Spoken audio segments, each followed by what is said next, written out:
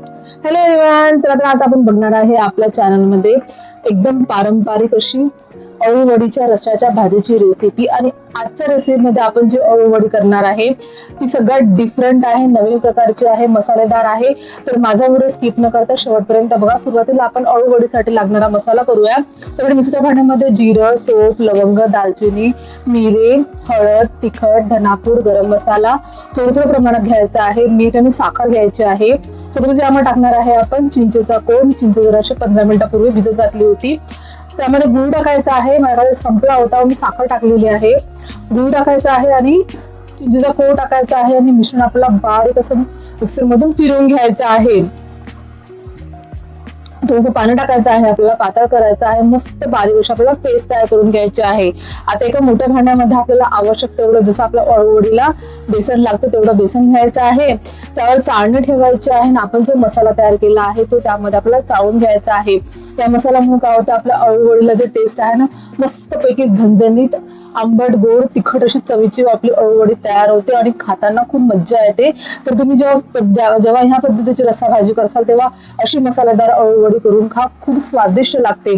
तर आता बघा, आपण बेसनामध्ये सगळं मसाल्याचं पाणी झारून घेतलेलं आहे आणि जाड जो मसाला तो आपल्याला फेकून द्यायचा आहे। आता सगळं मसाला व्यवस्थित बेसनामध्ये मिक्स करून घ्यायचा आहे। पाणी आपल्याला खूप जास्त टाकायचं नाही, थोडंच टाकायचं आहे। बेसन भिजवून घ्यायचं आहे। आता अळूची पानं स्वच्छ धुवून त्याचे देठ काढून आपल्याला थोड्या प्रमाणामध्ये, असं व्हिडिओमध्ये दाखवलं आहे तसं आपल्याला अप्लाय करायचं आहे अळूवडीच्या पानावर। बघा, दुसरं पान आपल्याला आलटून पालटून ठेवायचं आहे। मी 5 पानाची एक वडी तयार केली होती।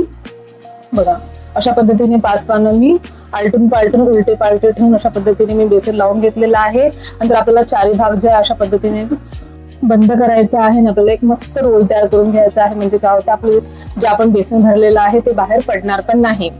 अशाच पद्धतीने माझी बाकीची दुसरी वडी पण तयार करून घेतली होती। साईडला मी पाणी गरम करायला ठेवले होते। माझ्याकडे अशा पद्धतीचं कुकर आहे, तुम्ही तुमच्या सोयीने वडी आहे ती वाफवून घ्यायची आहे। आता आपली वडी होईपर्यंत आपण एक मसाला तयार करूया। त्यासाठी आपण गॅसवर तवा ठेवलेला आहे, त्यावर सुकं खोबरा किस घेतलेला आहे, किसलेला आहे घरी, ते बाहेरचं नाही आहे। त्यावर थोडंसं तेल टाकायचं आहे, त्याला मस्तपैकी लाल होईपर्यंत भाजून घ्यायचं आहे। नंतर शेंगदाणे आणि धणे आहे त्याला पण तेल टाकून छान भाजून घ्यायचं आहे। कांदा, लसूण, अद्रक त्याला पण तेल टाकून छान व्यवस्थित भाजून घ्यायचा आहे। आमच्याकडे अशा पद्धतीचा मसाला केला जातो। कांदा व्यवस्थित शिजला गेला की त्यामध्ये आपल्याला खसखस टाकायची आहे। प्रत्येकाची वाटण करण्याची पद्धत वेगवेगळी असते। माझ्याकडे अशा पद्धतीचा मसाला तयार केला जातो। मसाला त्यानंतर एका प्लेटमध्ये थंड करायला ठेवायचा आहे। इकडे आपली अळूवडी पण झाली होती। मसाला थंड झाल्यानंतर त्याला मिक्सरच्या भांड्यामध्ये टाकून थोडं पाणी टाकून आपल्याला त्याचे एक वाटण तयार करून घ्यायचं आहे।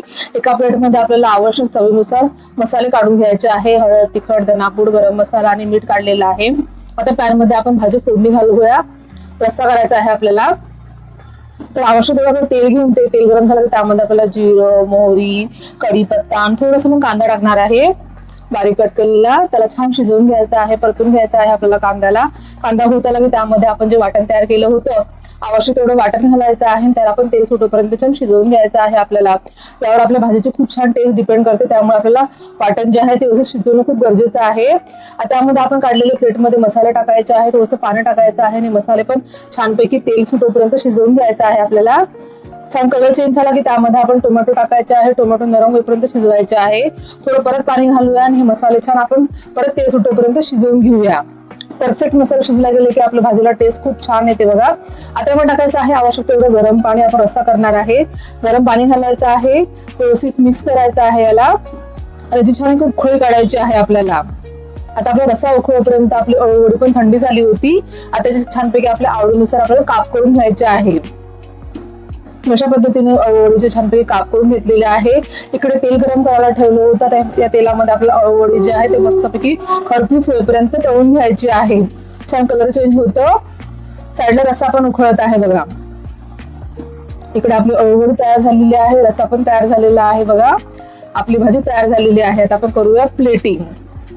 ज्यावेळी आपण जेवायला बसतो त्या प्लेटमध्ये आपल्याला आवश्यक तेवढी अळूवडी घेऊन त्यावर रस्सा टाकून गरमागरम मस्त खायचा आहे। त्यामुळे काय होतो, अळूवडीचा जो क्रिस्पीपणा आहे तो शेवटपर्यंत राहतो। तुम्हाला माझी आजची रेसिपी नक्कीच आवडली असेल तर व्हिडिओला लाईक करा, शेअर करा, कमेंट करा, त्याला तुम्ही सबस्क्राईब करा। भेटू नेक्स्ट व्हिडिओमध्ये। Bye bye, take care.